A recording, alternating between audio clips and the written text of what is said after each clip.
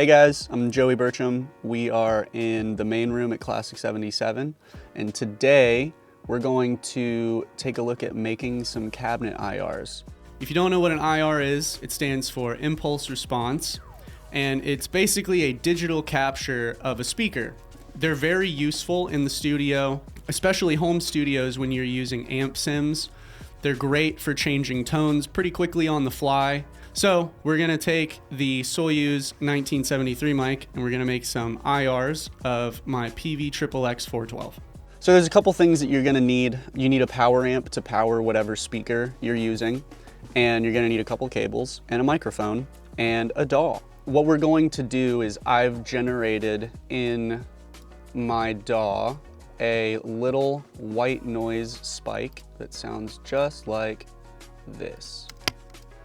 It's really quick and it doesn't seem like it's gonna do much, but it actually does a lot. So what we're doing is we're running the spike of white noise, which is one sample length long, into the power amp in the other room, and then that's powering the speaker. It captures sort of the overall tone curve of the speaker, and it's picked up by the microphone and then routed back into this second track right here. Now, the third track down here is an IR that I have that I use a lot, that I'm kind of just using as a reference, just to make sure that the fades are correct, that everything's sort of in line, and that everything looks okay. So let's get started. The first thing we gotta do is we've got to set up the mic. Now, I have a pretty particular way that I set this up. It's the way that works for me the best. And so I like to think of everything as a clock around the cone of the speaker. We're gonna start in the center. We get one, maybe two, maybe four, depending on how in-depth you wanna go, of the center of the cone.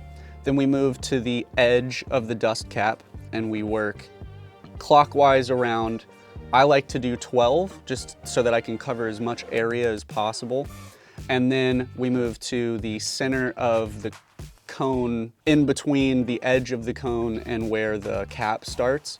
And we'll get probably 12 to 14 around the edge. And then if you want to go more ham than that, you absolutely can, but I like to just stick with that. You can also play with distances. Most of the tones that I'm using are for more aggressive in-your-face guitar tones.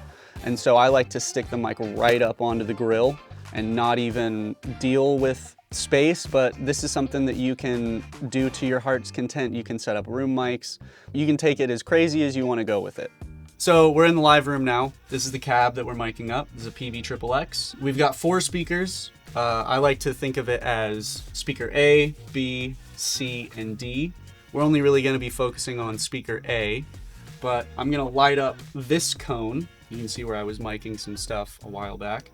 So with the light on it, what we're gonna do is, right now, it's pointed right in the center of the cone.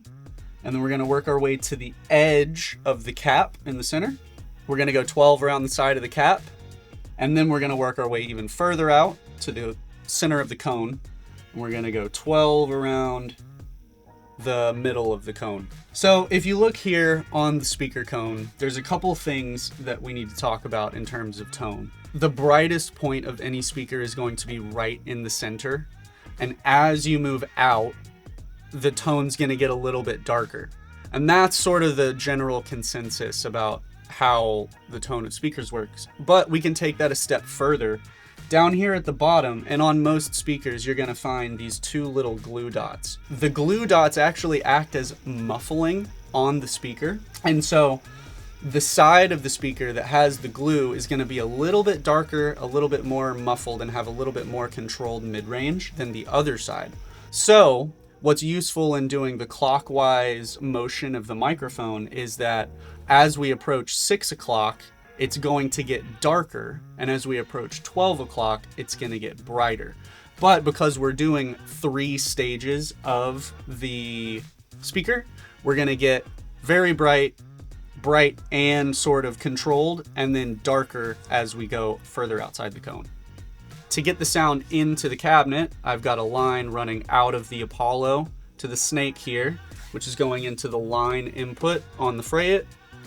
The fray-it is powering the 412 with a speaker cable. The sound comes out of the speaker into the Soyuz 1973 and then back into the Apollo on input 3. The thing that I like about the Soyuz mics is you get all of the nuance and character of vintage hand-wired microphones, but with the reliability and consistency of modern technology. So we're going to be getting some really cool tones out of this thing, and I'm really excited to hear what they sound like. So I've already recorded one in, but we're gonna do that again. Right now I'm using the Soyuz 1973, and it is currently right in the center of the cone. And all we're gonna do is we're gonna set it right before the spike comes in. We're gonna record it, and there's our IR. That's literally it. I'm gonna do a little bit of trimming just to make it nice and clean. Now, one thing that you do have to be very particular about, you can see down here that this IR has a little bit of headroom before the actual IR starts, and I like to get mine right up to where it starts. This is just what works for me.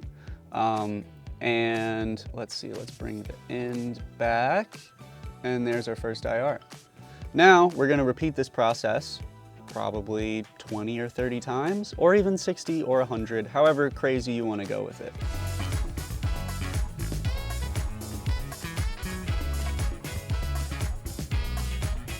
All right, so that's gonna be it for the tracking, making the IRs. We've gotten pretty much most of the sounds that we can get out of the speaker.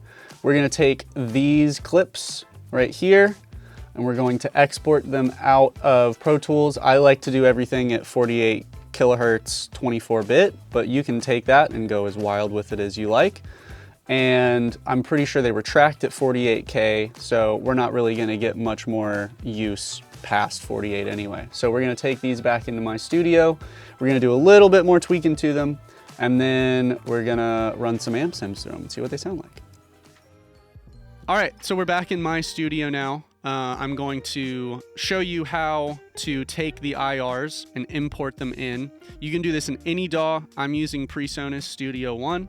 The only thing you are going to need is an IR loader. I am using STL NadIR. I already have the IRs loaded up, but I'm gonna walk you through loading them up into an IR loader and show you just how easy it can be. All right, this is the download from the session in the live room. I have all of my raw IRs right here. I'm gonna show you a really important step in this after you've exported, or you could do this before you export them initially. You see here, we got to zoom in really tight. This is our raw IR, and you can see, if I zoom in, that the peak is not normalized. What we want to do to make sure that we're getting the most volume, kind of just for gain staging purposes, is to take this file and we want to normalize it. That's going to make sure that we're getting the most gain we possibly can cleanly. And what we're going to do now is we're going to take this file, we're going to export it into the PVXXX Soyuz folder, and now we've got a usable IR. Now, once we've run into the actual amp sim, one thing that's really important is to turn off the cabinet, because we don't want a double cab, right? We're using this IR as our cabinet. So if we still have the cabinet in the amp sim plugin enabled, it's gonna be like running through two cabinets, and we don't want that. So you wanna make sure that your cabinet is turned off. After our amp sim, the final plugin we're running through is NadIR. Now the user interface for this is great because we're able to blend with this balance knob two IRs, and that's something that we'll mess around with a little bit later. But what I'm gonna do is I'm gonna come to my favorite spot, which is gonna be Cap Edge 08. For some reason, every IR pack that I do, I always end up liking the 8th position the most, personally. But if you keep in mind the clock that we use for the speaker, right? 12 o'clock is right on the glue, and as we go around clockwise, it's going to be getting brighter as we move away from the glue, right? As we're on the edge of the cap, it's going to be a little bit darker. As we get closer to the center, it's going to be a little bit brighter. So we've got a lot of tonal variety here to play with. So let's go to Cap Edge 08, and we're going to see what that sounds like.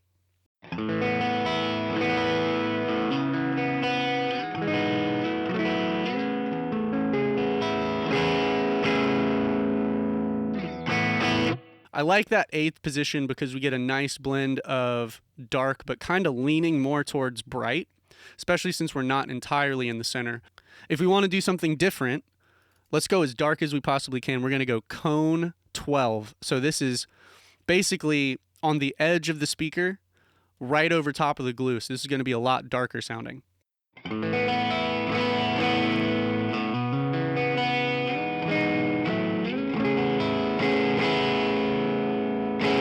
Now, if we wanted to do something a little bit different, let's go to the center. This is going to be the brightest spot on the speaker.